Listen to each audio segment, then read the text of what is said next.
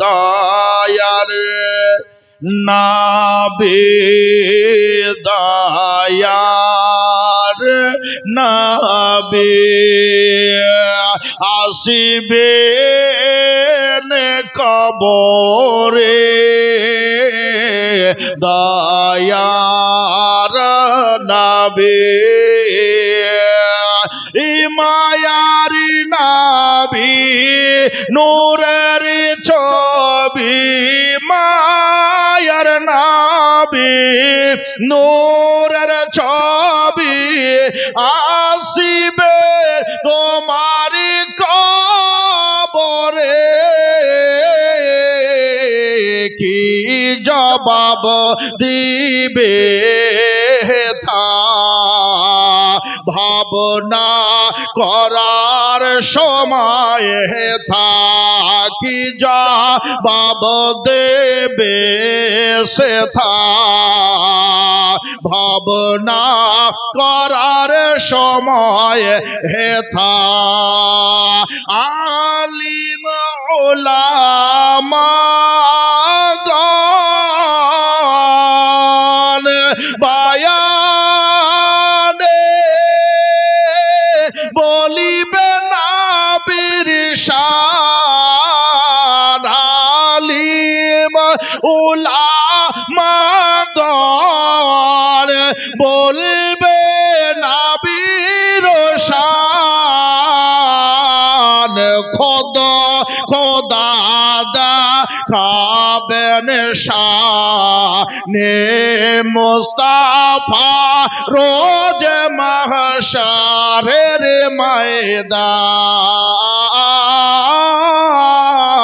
দয়ার নবী নূরের ছবি ওগো প্যারা নবী মায়ার নবী আসিবে যখন কবরে জোরে বলেন আর একটু মোহাব্বত হবে না আমরা তো রোজই বকছি গো আপনাদের একদিন বকেন জি কালকে রাত 2:20 এসেছি রোজই চলছে ভাই তবে বলতেছিলাম এটাই আপনারা এসেছেন বাপ মার স্মরণ করতে না রাসূলের মোহাব্বত নিতে তো এ কবর যখন আসবে নবী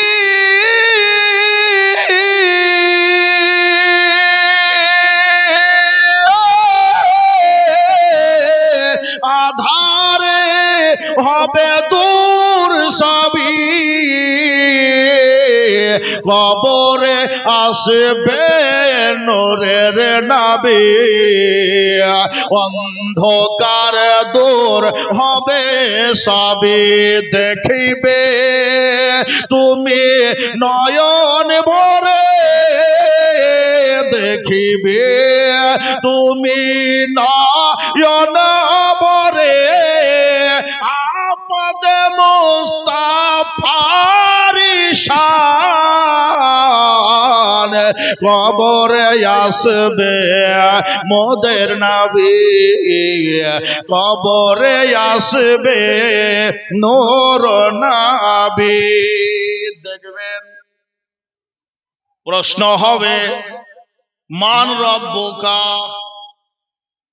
তোমার প্রতি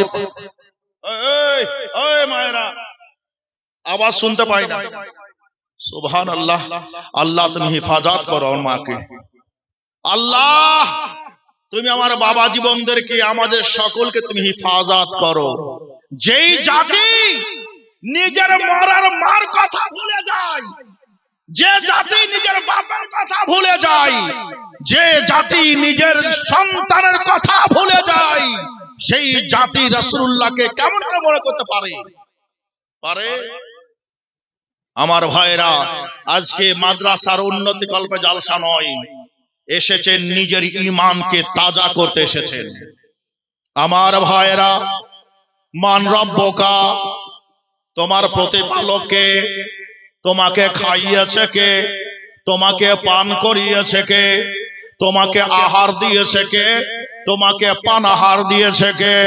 তোমাকে জাগিয়ে রেখেছে কে? তোমাকে রাত্রে ঘুম পাড়িয়ে দিয়েছে কে? তোমাকে রাত শেষ হওয়ার পরে সকালে উঠিয়ে দিয়েছে কে? যদি আপনি বলেন আল্লাহ গো, আর কে করবে? আমার মা শিখিয়েছে, ঘুম পাড়ানি মাসি পিসি। বলে না, ঘুম পাড়ানি মাসি পিসি মোদের বাড়ি এসো। যদি ওটা মা শিখিয়েছ, আর ওটাও যদি ফসকা কবরে বলে দেয় আমার তো মাসি পিসি ঘুম পাড়িয়েছে, বেরাদার মুআজ্জাজ সামিয়ানে কেরাম, বেফল হয়ে যাবে, তোমার জীবনটা নষ্ট হয়ে যাবে। যখন বলবে মান রব্বুকা, তোমার প্রতিপালক কে? তোমাকে খাইয়েছে কে? পরিয়েছে কে? তোমাকে জীবিত রেখেছে কে? আপনি এটাই বলবেন যে আল্লাহ পাক রব্বে কায়নাত, রুজির মালিক। আপনি উত্তর দিবেন রব্বি আল্লাহ। কি বললাম? জোরে বলেন। আজ শিখালেন আপনাকে বলতে হবে। কখন বলতে হবে? যদি মওত আজকে হয় আজকেই বলতে হবে, যদি কাল হয় কাল বলতে হবে, যদি পরশুদিন হয় পরশুদিন আপনাকে বলতে হবে। পৃথিবীর এমন কোন স্কুল নেই, পৃথিবীর এমন কোন ইউনিভার্সিটি তৈরি হয়নি, পৃথিবীর এমন কোন কলেজ তৈরি হয়নি, পৃথিবীর কোন মাদ্রাসা তৈরি হয়নি, পৃথিবীর কোন শিক্ষা প্রতিষ্ঠান তৈরি হয়নি যে শিক্ষা প্রতিষ্ঠান যে প্রশ্ন কি হবে তার সঙ্গে সঙ্গে স্টুডেন্টকে উত্তরটাও বলে দেয়। এরকম কি আছে প্রতিষ্ঠান? আছে? এরকম শিক্ষক পাবেন না। একমাত্র আল্লাহ পাক রব্বে কায়নাত তিনার বান্দাদেরকে জাহান্নামে দেবে না বলেই সঙ্গে সঙ্গে উত্তরটা কি হবে আর প্রশ্নটা কি হবে আর উত্তরটা কি হবে আল্লাহ দুটোই জানিয়ে দিয়েছেন। আল্লাহ দুটো জানিয়ে দিয়েছেন। প্রশ্ন এক নাম্বার হবে মান রব্বুকা, তোমার প্রতিপালক কে? দ্বিতীয় নাম্বার হবে তুমি কোন ধর্মে বিশ্বাসী ছিলে? তুমি কি খ্রিস্টান ছিলে, না ইহুদি ছিলে, নাসারা ছিলে, না বৌদ্ধ ছিলে? কোন দলের মধ্যে তুমি ছিলে? আমার ভাইরা, আমার বন্ধুবার, আমার বাবা জীবন এটাই বলবেন আপনি। আপনি যে ধর্মে বিশ্বাসী ওই ধর্মের কথাটাই তো বলবেন। আপনাকে ওটাই বলতে হবে। গেল ভাই, নামাজ টামাজ পড়বো না? বসেন না। নামাজ কি পড়া যাবে না? বসেন, নামাজ পড়ে যাবে। সুবহানাল্লাহ। এর মানে ভাবেলিয়েন না যে নামাজ হবে না। নামাজ পড়বে, এরা পরিচিত লোক না, এরা যদি উঠে যায় আমার মন থেকে খালি হয়ে যায়, বুঝলেন না?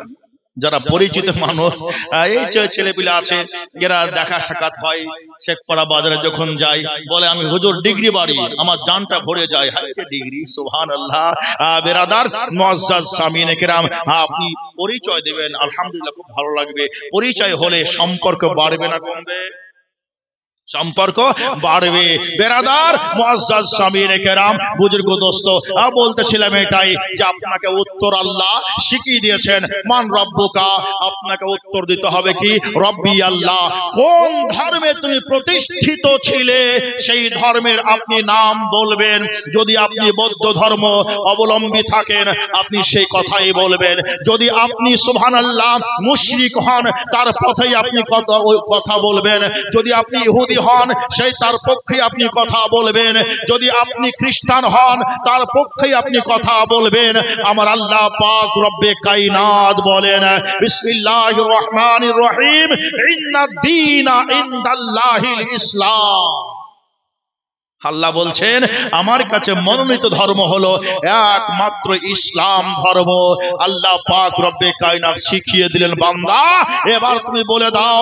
দ্বিতীয় প্রশ্ন যখন হবে মা দীনুকা, তোমার দিন কি, তো উত্তর দিবে এটাই দীনি ইয়াল ইসলাম। কি বললাম ভাই? দীনি ইয়াল ইসলাম।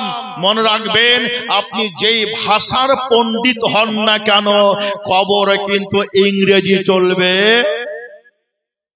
বলেন বলেন, চলবে, কবরে বাংলা চলবে, মারাঠি চলবে, তেলাগু চলবে, যদি ভাষা চলে যেটা আল্লাহ পাকের মনোনীত ভাষা, রব্বে কায়নাত বলেন আমার মনোনীত ভাষা সেটা হলো ইন্না আনজালনাহু কুরআনান আরাবিয়্যান লাআল্লাকুম তাকিলুন। আল্লাহ পাক বলছেন আমার কাছে মনোনীত ভাষা হলো কোরআন, যেটা আমি আরবিতে রচনা করেছি, আরবিতে আমি বলে দিয়েছি। সে আল্লাহর মনোনীত ভাষা আরবিক ল্যাঙ্গুয়েজে আপনাকে প্রশ্ন হবে, আর আরবিক ল্যাঙ্গুয়েজ আপনাকে উত্তর অ্যানসার দিতে হবে। প্রশ্ন হলো মাওলানা, বাপের কালে তো কোরআন শরীফ পড়তে জানলাম না, দাদির কালে তো আরবি পড়তে জানিনি, কি করে শিখবো? মনে রাখবেন যেটা আপনি পারবেন উত্তর হবে আরবিতে, আর যদি না পারেন সেটার উত্তর হবে আরবিতে। অটোমেটিক আল্লাহ পাক আপনার জুবান দিয়ে বের করে দেবে। জি, আপনি বলবেন দিনিয়াল ইসলাম, দ্বিতীয় পয়েন্ট বেরাদুল ইসলাম মুআজ্জাজ সামিনে কেরাম। আর যদি না পারেন কি বলবেন? হা হা লাদরি, হা হা লাদরি, আফসোস মাই কুছ নেহি জানতা, দুঃখিত আমি কিছুই জানি না, এটাই বলবেন আরবি ভাষাতে। আমার প্রিয় মুসলমান, আমার বাবা জীবন ভাইরা, চলুন যাই। তৃতীয় নাম্বার প্রশ্ন হবে রাসূলুল্লাহর আপনার নূরকে আপনার কবরের মধ্যে ঢুকিয়ে দিয়ে রাসূলুল্লাহ সাল্লাল্লাহু আলাইহি ওয়াসাল্লামের আপনার নূরের তাজাল্লিকে এতটা দূরে রাখা হবে যেটা আপনার সূর্য আকারে থাকবে। বলুন সুবহানাল্লাহ।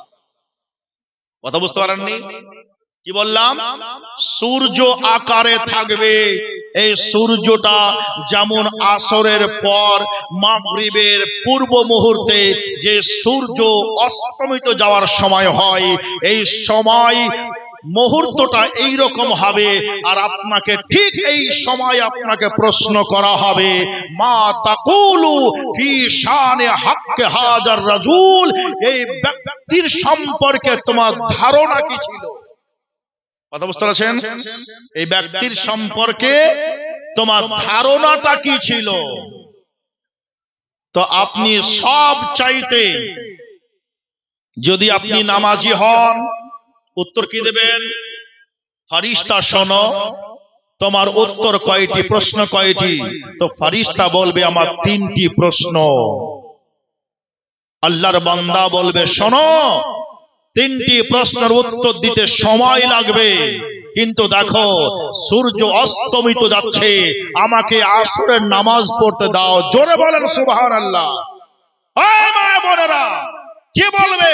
যে ফারিস্তারা আমাকে মাত্র 3টি প্রশ্ন উত্তর পরে হবে, আমাকে আসরের নামাজ পড়তে দাও, এই জন্য আজকে সূর্য অস্তমিত যাওয়ার মুখে হয়ে গেছে, আমার নামাজটা হয়তো কাজা হয়ে যেতে পারে, তাই আমাকে নামাজ পড়ার একটু সুযোগ করে দাও। বেরাদার মুআজ্জাজ সামিনে কেরাম, ওখানে আপনার অ্যানসার হয়ে যাচ্ছে কিভাবে দেখুন। ফারিস্তা একজন বলছে, তুমি যাকে প্রশ্ন করেছো মান রব্বুকা, তোমার রবকে, তোমার প্রতিপালককে, আচ্ছা বলো তো, এখন বলছে নামাজ পড়ার সময় দাও। যদি আল্লাহকে নাই জানবে নামাজ কেন পড়বে? দিনে যদি নাই থাকবে নামাজ কেন পড়বে? রাসূলুল্লাহকে যদি নাই চিনবে, তো আজকে মেরাজ, যিনি মেরাজ থেকে নামাজকে নিয়ে আসলেন, তো রাসূলুল্লাহকে চিনেছে বলে নামাজের কথা স্মরণ এসেছে, দিনের মধ্যে ছিল বলে নামাজের কথা স্মরণ এসেছে।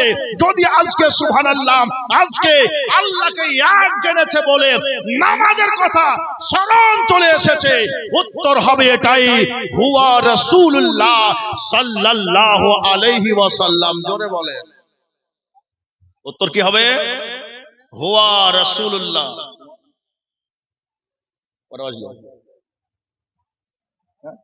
10 মিনিট আছে। সুবহানাল্লাহ। যাচ্ছিলাম তো কবরে ঢুকছিলাম একটু, কবরে যাওয়ার সময় হয়েছিল, কিন্তু হবে না, আমার জানা আছে। বেরাদার মুআজ্জাজ সামিনে কিরাম, 6 মিনিট সময় রয়েছে, বলছিলাম এটাই। তাহলে এখান থেকে বোঝা গেল নামাজ হচ্ছে আপনার জন্য অনিবার্য। নামাজ হলো অনিবার্য, ফরজ। আর আমার মা বোনেরা এটাকে মনে করেছে গরজ। আমার তরুণ যুবক, নামাজের সময় হলে বাপজি খবরদার নামাজকে ত্যাগ করে না। শোনো আমার, খবরদার নামাজকে ত্যাগ করো না, নামাজকে বাতিল করে দিও না। এই জন্যে নামাজ হলে তোমার শরীরের পবিত্রতা, বলুন সুবহানাল্লাহ। এ মা বোনেরা, আজকে নামাজ পড়বে তো তোমার কাপড় পাক থাকবে, নামাজ পড়বে তো তোমার শরীর পাক থাকবে, নামাজ পড়বে তোমার জুবান পাক থাকবে, নামাজ পড়বে তো চোখের লজ্জা আসবে, নামাজ পড়বে শরীরের পর্দা আসবে, নামাজ পড়বে স্বামীর সেবা করার মন জাগবে, নামাজ পড়বে রাসূলুল্লাহর কথা মনে আসবে, নামাজ পড়বে তো সুবহানাল্লাহ জান্নাতে যাওয়ার চাবি তোমার হাতে হবে। নামাজ পড়বে তো জান্নাতে যাওয়ার চাবি তোমার হাতে হবে। রাসূলুল্লাহ বলেছেন নামাজ হলো জান্নাতের চাবি, ওযু হলো নামাজের চাবি। ওযু হলো নামাজের চাবি, আর নামাজ হলো জান্নাতের চাবি। আপনি ভালো কাজ করেছেন, আল্লাহ আপনাকে জান্নাত দিয়েছেন, কিন্তু চাবি আপনার কাছে না, যেতে পারবে। তার জন্য আমার ভাইয়েরা, আমার বোনেরা, আজকে বলতেছিলাম এটাই যে গত কয়েকদিন আগে 2 দিন ছিলাম জীবনী জালসাতে আপনাদের ঘোষ পাড়াতে, সুবহানাল্লাহ। ওখানে বলেছিলাম যে হাদিস কুবরার 2 দিন যতটা পেরেছিলাম আমি আলোচনা করেছিলাম। আমার ভাই আলহাজ হারুন সাহেব, উনি তো আজকে খুব উগ্র মেজাজে কথা বলছেন। আমি তো বললে ভাবলাম ব্যাপারটা কি, এইভাবে তো কথা বলেন না। যা হোক, আলহামদুলিল্লাহ।